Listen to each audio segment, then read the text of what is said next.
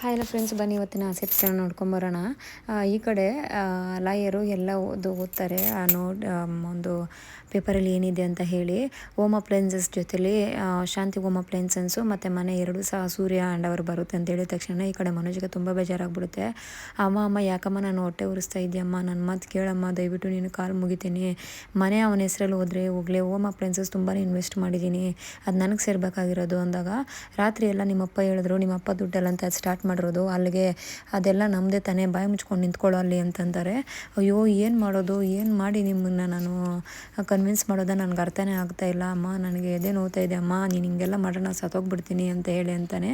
ನೀನು ಇಂಥ ಗುಡ್ಡೆ ಬೆದರಿಕೆಗೆಲ್ಲ ಎದುರೋಳಲ್ಲ ಈ ಶಾಂತಿ, ನೀನು ಏನೇ ಮಾಡಿದ್ರು ಸಹ ನಾನು ಮಾಡೋ ಕೆಲಸನೇ ಮಾಡೋದು, ನನ್ನ ಸೂರ್ಯ ಎರಡು ತುತ್ತು ಊಟ ಹಾಕಲ್ಲ ಅಂತಾನೆ ನಿನಗೆ, ಪರವಾಗಿಲ್ಲ ಅವನ ಜೊತೆಲೇ ನೀನು ಇರು, ಏನೂ ಆಗೋದಿಲ್ಲ. ಅಪ್ಪ ಅಮ್ಮನಿಗೆ ಮರ್ಯಾದೆ ಕೊಡದೇ ಇರೋ ನೀನಂಥ ಮಕ್ಕಳು ಏನಕ್ಕೆ ಅಂತ ಹೇಳಿ ಬೈಯೋಕ್ಕೆ ಸ್ಟಾರ್ಟ್ ಮಾಡ್ತಾರೆ. ಅಯ್ಯೋ ನನಗೆ ಎದೆ ನೋವ್ತಾ ಇದೆ, ನನ್ನ ಕಷ್ಟನ ಕೇಳೋರು ಯಾರು, ಅಯ್ಯೋ ದೇವರೇ ಏನಪ್ಪ ಮಾಡೋದು ನಾನು ಅಂತೇಳಿ ಅಂತಾನೆ. ಅವನು ಹಂಗೆ ಮಾತಾಡೋದು. ಮುಂದೆ ನೆಕ್ಸ್ಟ್ ಪ್ರೊಸೀಜರ್ ಏನಂತ ಹೇಳಿ ಲಾಯರ್ ಅಂದಾಗ, ನೀವೆಲ್ಲ ಸಿಗ್ನೇಚರ್ ಮಾಡಬೇಕು ಅಂತಂತಾರೆ. ಸರಿ ಆಯಿತು ಬನ್ನಿ ಎಲ್ಲರೂ ಸಿಗ್ನೇಚರ್ ಮಾಡಿ, ಅವನು ಯಾವಾಗಲೂ ಇದ್ದಿದ್ದೀರಿ, ಎದ್ದೋಳ್ರಿ ನೀವು, ಬನ್ನಿ ಮೊದಲು ಸಿಗ್ನೇಚರ್ ಮಾಡಿ ಅಂತ ಹೇಳಿ ಈ ಕಡೆ ರಂಗನಾಥ್ನ ಕರೀತಾಳೆ. ರಂಗನಾಥ್, ಶಾಂತಿ ದಯವಿಟ್ಟು ಇನ್ನೊಂದು ಸಲ ಯೋಚನೆ ಮಾಡು ಶಾಂತಿ ಅಂದಾಗ, ರೀ ನನ್ನ ಮಾತು ಫೈನಲ್ಲು, ಬನ್ನಿರಿ ನೀವು, ಎಷ್ಟು ಸಲ ರೀ ನಿಮಗೆ ಹೇಳೋದು, ನಾನು ಒಳ್ಳೆ ಕೆಲಸನ ತಾನೇ ಮಾಡ್ತಾ ಇರೋದು, ಬನ್ನಿ ನೀವು ಅಂತೇಳಿ ಶಾಂತಿ ಅಂತಾರೆ. ಅದಕ್ಕೆ ಈ ಕಡೆ ಮನೋಜ, ಪಾಪ ದಯವಿಟ್ಟು ನಿಮ್ಮ ಕಾಲು ಮುಗಿತೀನಪ್ಪ, ಅಟ್ಲೀಸ್ಟು ನನಗೆ ಅಂಗಡಿನಾದ್ರೂ ಬಿಟ್ಕೊಡಿಯಪ್ಪ, ಮನೆ ಆದರೂ ಅವನ ಹೆಸ್ರಿಗಿರಲಿ, ಅಂಗಡಿನಾದ್ರೂ ನನಗಂದ್ರೆ ಬಿಟ್ಕೊಡಿಯಪ್ಪ, ದಯವಿಟ್ಟು ನಿಮ್ಮ ಕಾಲು ಮುಗಿತೀನಪ್ಪ ಅಂಥೇಳಿ ತುಂಬಾ ರಿಕ್ವೆಸ್ಟ್ ಮಾಡ್ತಾನೆ. ಈ ಕಡೆ ಏನು ಮಾಡಬೇಕು ಅಂತ ಹೇಳಿ ಗೊತ್ತಾಗೋದಿಲ್ಲ. ಸರಿ ಅಂಥೇಳಿ ಎಲ್ಲರೂ ಸಿಗ್ನೇಚರ್ ಮಾಡೋಕ್ಕೆ ಸ್ಟಾರ್ಟ್ ಮಾಡ್ತಾರೆ. ಸಿಗ್ನೇಚರ್ ಮಾಡಿದ್ದಾದ್ಮೇಲೆ ಈ ಕಡೆ ಶಾಂತಿಗೆ ನೀವು ಸಿಗ್ನೇಚರ್ ಮಾಡಬೇಕು ಅಂದಾಗ ಶಾಂತಿ ಸಿಗ್ನೇಚರ್ ಮಾಡ್ತಾ ಇರ್ತಾಳೆ. ಅದೇ ಟೈಮ್ಗೆ ಈ ಕಡೆ ಮನೋಜ ನೀರು ಕುಡಿದು ಚೆಂಬು ಕೈಯೆಲ್ಲ ಇಟ್ಕೊಂಡಿರ್ತಾನೆ. ಕೋಪದಲ್ಲಿ ಏನು ಮಾಡಬೇಕಂತ ಗೊತ್ತಾಗ್ದಿರ ಆ ಚೆಂಬನ್ನ ಎತ್ತಿ ಕೆಳಗಡೆ ಆ ಚೊಂಬನ ಕೆಳಗಡೆ ಬಿಸಾಕಿದ ತಕ್ಷಣವೇ ಆ ಚೊಂಬು ಕೆಳಗಡೆ ಬಿದ್ದು ಮತ್ತು ಶಾಂತಿಯ ತಲೆಗೆ ಬೀಳುತ್ತೆ. ಶಾಂತಿಯ ತಲೆಗೆ ಬಿದ್ದ ತಕ್ಷಣ ಶಾಂತಿಗೆ ಪ್ರಜ್ಞೆ ಇಲ್ದಿರೇ ಅವಳ ಪಾಡುಗಳು ಬಿದ್ದೋಗ್ತಾಳೆ. ಈ ಕಡೆ ಮನೆಯವರೆಲ್ಲ ಶಾಕ್ ಆಗ್ತಾರೆ. ಮನೆಯವ್ರು ಏನು ಮಾಡಬೇಕಂತ ಗೊತ್ತಾಗೋದೇ ಇಲ್ಲ. ಸೂರ್ಯಗಂತೂ ತುಂಬಾ ಕೋಪ ಬಂದುಬಿಡುತ್ತೆ.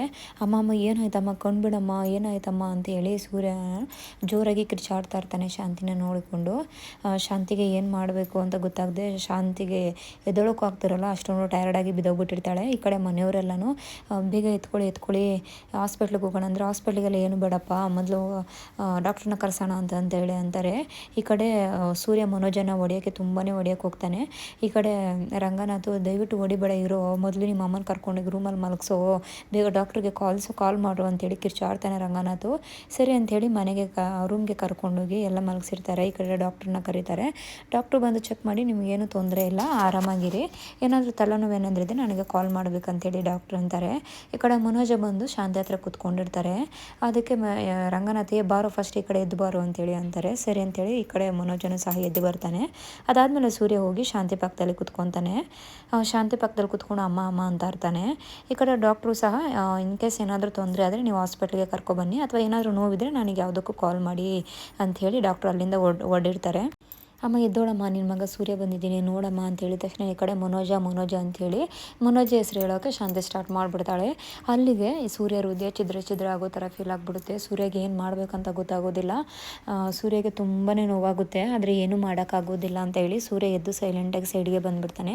ಈ ಕಡೆ ಮನೋಜ ಶಾಂತಿ ಪಕ್ಕದಲ್ಲಿ ಕೂತ್ಕೊಂಡು, ಅಮ್ಮ ನಿನ್ನ ಮನೋಜ ಬಂದಿದ್ದೀನಿ ನೋಡಮ್ಮ, ನಾನಮ್ಮ ನಿನ್ನ ಮನೋಜ ನೋಡಮ್ಮ ಅಂದ ತಕ್ಷಣವೇ ಕಣ್ಬಿಟ್ಟು ನೋಡ್ತಾಳೆ. ಅಮ್ಮ ಅಂತೇಳಿ ಸೂರ್ಯ ಅಂತಾನೆ, ಏನಾಗಿದೆ ನನಗೆ, ನೀವೆಲ್ಲ ಯಾಕೆ ನಿಂತಿದ್ದೀರಾ ಅಂದಾಗ, ನಾನು ಹುಷಾರಿಲ್ಲಮ್ಮ ನಿನಗೆ ಅಂತೇಳಿ ಅಂತಾರೆ. ನನಗೆ ಹುಷಾರಿಲ್ವ, ನನಗೇನಾಯಿತು, ಇವನಿಗೇನಾಯಿತು, ಇವನು ಯಾಕೆ ನನ್ನ ಅಮ್ಮ ಅಂತ ಕರಿತಾ ಇದ್ದಾನೆ ಅಂದಾಗ, ಇವನಮ್ಮ ಸೂರ್ಯ, ಅವನಿಗೇನಾಗಿದೆ, ದಡಿಯ ಥರ ನಿಂತಿದ್ದಾನೆ ಅಂತ ಅಂದ ತಕ್ಷಣ, ಮತ್ತು ಇವನೇನು ಇಷ್ಟು ದಿನ ಸಕ್ಕರೆ ಅಂತ ಕರಿತಾ ಇದ್ದ, ಇವಾಗ ನನ್ನ ಅಮ್ಮ ಅಂತ ಕರಿತಾ ಇದ್ದಾನೆ ಅಂತೇಳಿ ಅಂದಾಗ, ಅಮ್ಮ ನೀನು ನಾನು ಎತ್ತ ಅಮ್ಮನೇನಲ್ಲಮ್ಮ, ಅಮ್ಮನ ಅಂತ ಕರೆದ್ರೆ ಏನಾಗುತ್ತಮ್ಮ ಅಂತ ಸೂರ್ಯ ಅಂದಿದ್ದಕ್ಕೆ, ಸರಿ ಹೋಯಿತು, ಇಂಥ ನನ್ನ ಮಕ್ಕಳು ಅಮ್ಮ ಅಂತ ಕರೆದ್ರೆ ಏನು ಪ್ರಯೋಜನ ಅಂತ ಹೇಳಿ ಬೈತಾಳೆ. ಅದಕ್ಕೆ ಸೂರ್ಯ ತುಂಬ ನೋವು ಪಟ್ಕೊಂಡು ಆಚೆ ಬಂದುಬಿಡ್ತಾರೆ. ಈ ಕಡೆ ಮನೋಜ ನಡೆದಿದ್ದ ಘಟನೆ ಎಲ್ಲ ಹೇಳ್ತಾರೆ. ಅದನ್ನ ಹೇಳಿದ ತಕ್ಷಣ ಈ ಕಡೆ ಮೀನಾನ ಬೈಯೋಕ್ಕೆ ಸ್ಟಾರ್ಟ್ ಮಾಡ್ತಾರೆ. ಅತ್ತೆ ನಾನು ಬೇಕು ಅಂತ ಮಾಡಿಲ್ಲ ಅಂತ ಮೀನಾ ಅಂದಾಗ, ಹೌದು ಬೇಕು ಅಂತ ಮಾಡ್ದೇನೆ, ಹೋಗಿ ಕಾಫಿ ತೊಗೊಬಾ, ನಿನಗೇನು ಅಷ್ಟು ಮಾತ್ರ ಗೊತ್ತಾಗೋದಿಲ್ವಾ, ಪಕ್ಕದಲ್ಲಿ ಕೂತ್ಕೊಂಡು ಏನಾಯಿತು ಅತ್ತೆ ಅಂತ ಕೇಳಿದ್ದಕ್ಕೆ, ಏನು ಅಷ್ಟೊಂದು ಸಲಿಗೆ ನನ್ನ ಹತ್ರ ಬಂದು ಕೂತ್ಕೊಳ್ಳೋ ಅಷ್ಟೇ, ಎದ್ದೋಗಿ ಆ ಕಡೆ ಅಂತೇಳಿ ಬೈತಾಳೆ. ಸರಿ ಅಂತೇಳಿ ಎಲ್ಲರೂ ಹಾಲಿಗೆ ಬಂದುಬಿಡ್ತಾರೆ. ತುಂಬ ನೋವಾಗ್ತಾ ಇರುತ್ತೆ ಈ ಕಡೆ ಸೂರ್ಯಗೆ ನೋವು ತಡ್ಕೊಳಕ್ಕಾಗದೆ ಅಳೋಕ್ಕೆ ಸ್ಟಾರ್ಟ್ ಮಾಡಿಬಿಡ್ತಾನೆ ಜೋರಾಗಿ. ಇದೇನಪ್ಪ ಇದು, ನಾನೇನಪ್ಪ ಕಷ್ಟಪಟ್ಟು ನಾನೇನಪ್ಪ ಮಾಡಿದೆ, ಅಮ್ಮ ಪ್ರೀತಿ ಒಂದು 2 ನಿಮಿಷನೂ ನನ್ನ ಹತ್ರ ಇರಲಿಲ್ಲಲ್ಲಪ್ಪ, ಅಂಥದ್ದು ನಾನೇನಪ್ಪ ಮಾಡಿದ್ದೀನಿ, ಇಂಥ ಜೀವನ ಯಾರಿಗಪ್ಪ ಬೇಕು, ತುಂಬ ನೋವಾಗ್ತಿದೆಯಪ್ಪ ನನಗೆ.